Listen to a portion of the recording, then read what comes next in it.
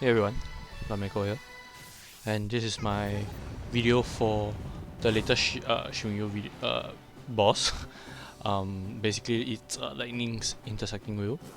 I'm doing on the Dare to Defy because then I'll clear both the Dare to Defy and also Lightning's event, Lightning's Intersecting wheel. So yeah, basically I'm killing two birds with one stone.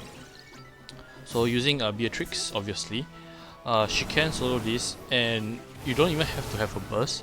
Having her burst will just make it easier to charge up the gauge faster. And why do I say that is because I think it's like the what was it called? This her S1, the Saint's Prey or something like that, I think. Right.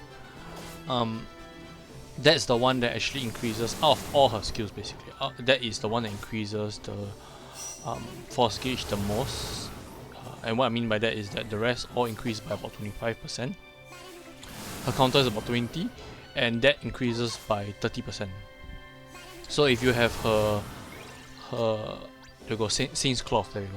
If you have her her burst, it allows all her buffs to stay active, and you can just keep spamming that skill non-stop. You don't have to worry about your buffs wearing off, you know. Have to worry about applying that her S2, or I think her EX is there a unique buff for EX? I don't think so. The only thing you need to alternate between, if you really want to, is Shock, but even then it's not a must. I like to apply it just so that there's some sap. I'm not sure if it gives additional damage, but I just like seeing there's a debuff on the bosses. Saint's Cloth also does the most single target compared to her EX or her S2, but I think overall her LD is still the one that does the most damage.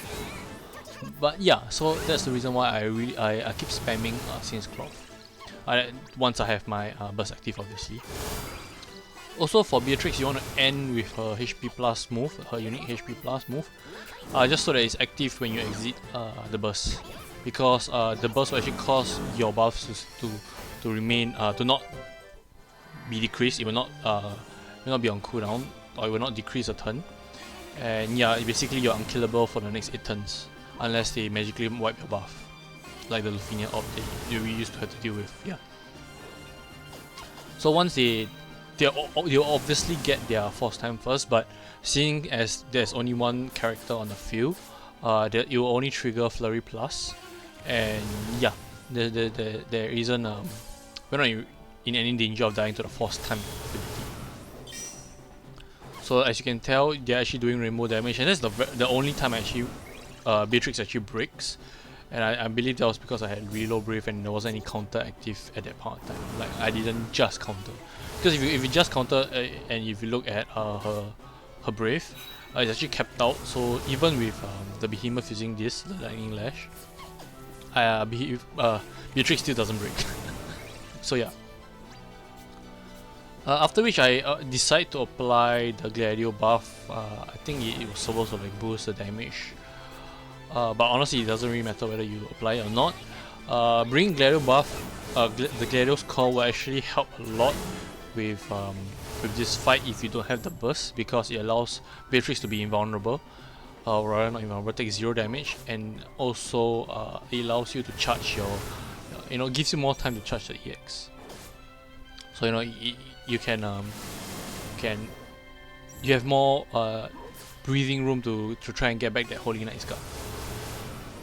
So at this point of the fight, it's just me using Saint's Cloth until I have one more turn left of the... Oh right, I echoed, obviously, because first of all I don't want this video to be too long, and also we have enough damage such that we will be...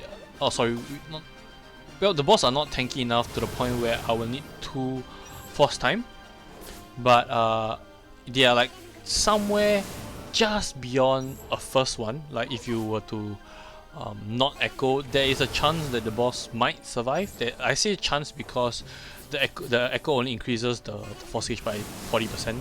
So if you're not going to echo, if you're using a Saint's Cloth, it's only 10% off. So not much damage, but there is a chance that the boss might survive.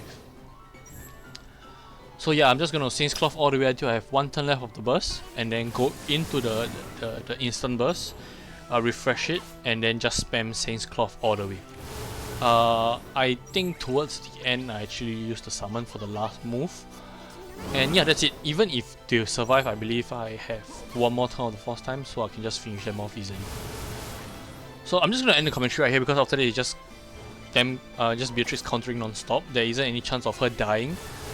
Also, I removed all my speed passives and my evasive passives from Shiva and from Ramu. And that's it. You really want to remove those passives, because the minute Beatrix dodge, it will not counter any, it will not trigger any of the counter attacks. So yeah, there's a lot of damage wasted. It's about 3 million. And at 999 damage is like 1% of their health per dump. And it's like 6 dumps I think, so it's like 6%, so it's really quite a lot. So yeah, I would suggest to just remove those passives for this fight. She is in no way in any danger of dying, even without the burst. Again, you just charge the gauge slower, but even if you don't have the Holy Knight's Guard up, as you can tell, they are mostly just doing brave attacks, so yeah, you won't die.